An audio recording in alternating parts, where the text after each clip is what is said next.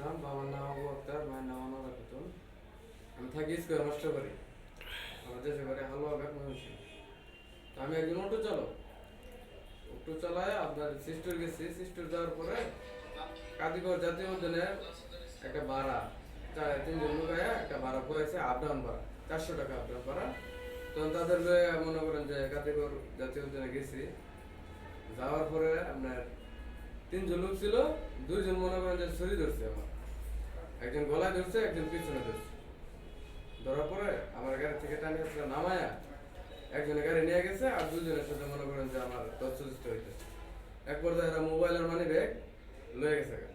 তারপরে আপনার আমার শার্ট শার্ট দিয়ে পিছনে হাত বাঁধছে, পা বাঁধছে আমার বেল্ট দিয়ে বাইন্দা পরে মনে করেন যে তারা ওই জায়গা থেকে চলে গেছে।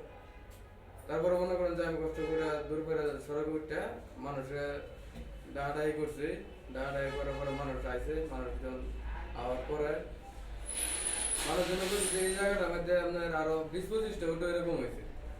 ভাড়া লয়ে আয়রা মনে করেন যে আপনার চিন্তা করে লয়ে জায়গা। এখন এই অটোটা মনে করেন যে আমি কিনছি ঋণ করিয়া, আমার কিস্তির টাকা আছে, ঢাকা শহর তো হাট বাজার আছে, বাসা ভাড়া আছে, সব আমার করে চলতো। অটোটা নেওয়ার পরে আমি একবারে নিঃস্ব হয়ে গেছি। আমি কোনো কিছু করতে পারতেছি না, একবারে বাকরুদ্ধ হয়ে গেছি। 12 তারিখে আপনার ঘটনাটা ঘটছে, 12 তারিখে 11:45 আনুমানিক বা 12টা এর ভিতরে ঘটনাটা ঘটছে। আমি বালুকা থানা 8টার দিকে এজাহার দায়ের করি। এটা মনে করেন যে দায়িত্ব পাবে এস এ বিল্লাল স্যার।